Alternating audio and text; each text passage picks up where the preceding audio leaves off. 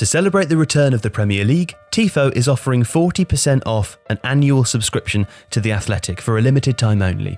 Please see the link in the description for more details. On the 17th of June, after more than a 3-month break, the Premier League will resume.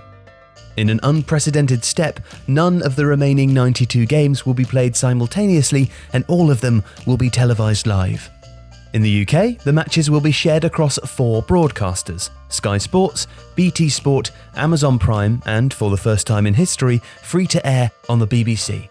For the remainder of the 2019-20 season, games starting at 3 p.m. on a Saturday will also be allowed to be shown on television, with the temporary relaxing of the blackout legislation. And one of the undecided outcomes will be settled almost immediately. Liverpool need just 2 wins to secure their first league title since 1990 and their first of the Premier League era. If Liverpool beat Everton on the 21st of June and then Crystal Palace on the 24th, they will be champions by the time they face Manchester City on the 2nd of July. And, social distancing rules permitting, would receive a guard of honour at the Etihad.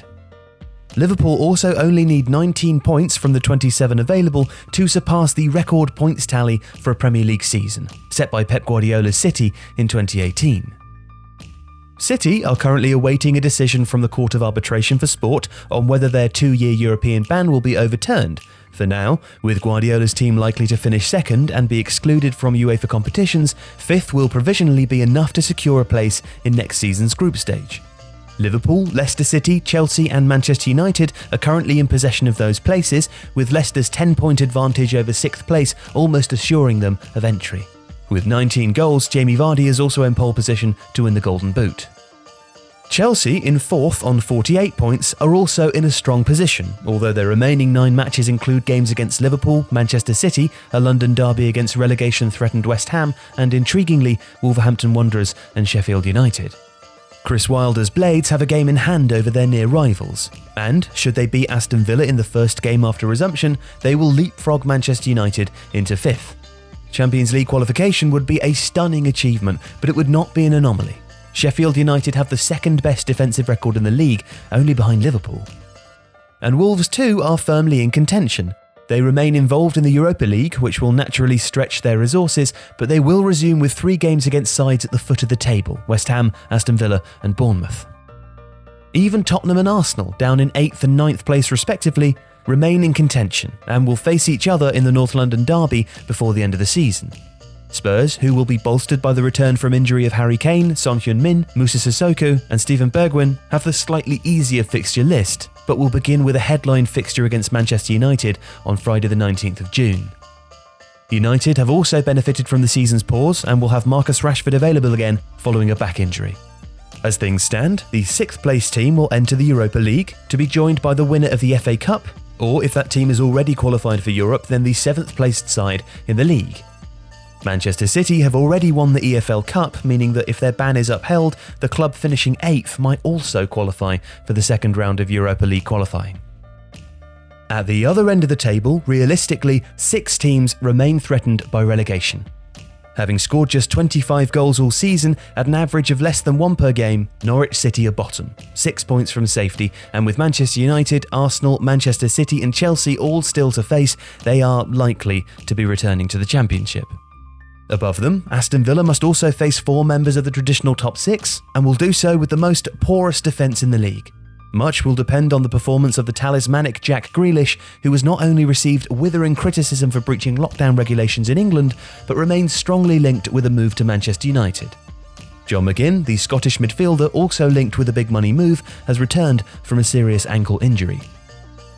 The teams in 16th, 17th and 18th place are all locked on 27 points and separated only by goal difference. Watford, who inflicted Liverpool's first loss of the season in the penultimate game before the lockdown, but who then lost disappointingly to Crystal Palace. Bournemouth, who are scoring goals at an average of just 1 per game, but will now have influential playmaker David Brooks back after an 11-month injury layoff. And West Ham, whose chief executive Karen Brady used her column in The Sun to call for the league to be declared null and void back in March. Understandably so. West Ham spent £110 million last summer and nearly £270 million over the past 3 seasons. Given the ongoing issues with the London Stadium and the supporter protests aimed at the ownership group, relegation would be a disaster. As it would for Bournemouth too. According to figures for the period of 2018-19, £115.6 million of the club's £131.1 million annual revenue came from broadcasting payments, the highest percentage in the league. While the club have invested heavily in their playing squad, few of their revenue streams have been developed during their time in the Premier League. And while parachute payments would soften their landing in the Football League, the need to survive is self-evident. And Brighton, on 29 points, also remain involved at the wrong end, having not won a single game in 2020 and having collected 14 points since the beginning of December. Graham Potter's team are well placed, but face the toughest restart of all, playing Arsenal, Leicester and Manchester United in consecutive games. It's a period of unprecedented flux. With only a 2-week break now expected between seasons, all the teams involved will want their short-term futures decided as quickly as possible. To celebrate the return of the Premier League, Tifo is giving away 40% off annual subscriptions to The Athletic. If you're in the UK, that's just £3 for a month or 10p a day. With a dedicated journalist for each team, we at The Athletic care about your club. And with us, you'll get unrivaled coverage with the same care taken for the smaller teams as the big. Please find the link in the description to sign up, and thank you for supporting Tifo.